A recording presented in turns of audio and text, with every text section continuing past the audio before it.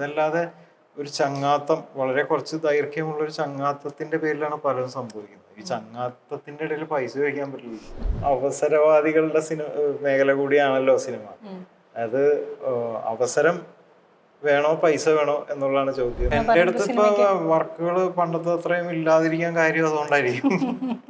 പാട്ട് അങ്ങനെ ഒരു ആശ്വാസം എന്നുള്ള, പാട്ടിന്റെ പ്രോസസ്സ് നമുക്ക് എൻഗേജിങ് ആണ്. പക്ഷെ പാട്ട് കേട്ടുകൊണ്ട് നമ്മളുടെ, എൻ്റെ പേഴ്സണലി എൻ്റെ ഇമോഷനെ ഒന്നും അങ്ങനെ ഒതുക്കാൻ പറ്റിയിട്ടില്ല.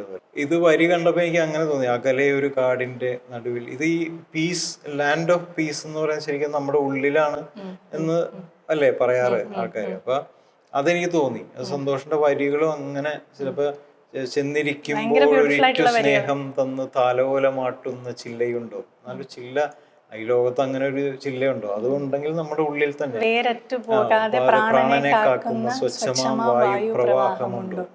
സ്വാതന്ത്ര്യം തപ്പിപ്പോണ പോലെ, സ്വാതന്ത്ര്യവും ഒരു എക്സ്ട്രീം പീസ്, അങ്ങനെ ഒരു സ്ഥലം എവിടെയാണ് ഈ ലോകത്തുള്ളത് എന്നുള്ളതാണ്. അകലെ എന്ന് പറഞ്ഞാൽ നമ്മൾക്ക് ഏറ്റവും എക്സ്പ്ലോർ ചെയ്യാൻ ഏറ്റവും ബുദ്ധിമുട്ടുള്ള ഒരു അകലം, അത് നമ്മുടെ ഉള്ളിൽ തന്നെയാണ്. അപ്പൊ അകലെ ഒരു കാടിന്റെ നടുവിൽ, അങ്ങനെ തുടങ്ങി. അപ്പോൾ ഞാൻ ശ്രേയ ഘോഷാല് പാടിക്കൊണ്ടിരുന്നപ്പോൾ അതിൻ്റെ മിഡ് പല്ലവിയോ എൻ പല്ലവിയോ എന്നൊക്കെ വന്നപ്പോൾ ഞാൻ കുറച്ചും കൂടി ഡീപ്പായിട്ട് ചെയ്യാൻ വേണ്ടിയിട്ട് ഞാൻ അങ്ങനെ ആക്കി. തക്കിട്ട തക്കത്തിമി തക്കത്തിമി തജം, തക്കിട്ട തക്കത്തിമി തക്കത്തിമി തജം, കനലുമലയുടെ മുകളിലൊരിടം, കുറുകെ പഴകിയ പെരിയൊരു വടം, ഉല്ലയും അതിൽ ഇവനുടെ ഇരുപദം, തകതിമി തജം. അങ്ങനെ കറക്റ്റ്. അതിനകത്തൊരു അക്ഷരം എടുത്ത് കളയാൻ. സ്വപ്നം ഒരു ചാക്ക്, തലയിൽ അത് താങ്ങി ഒരു പോക്ക്.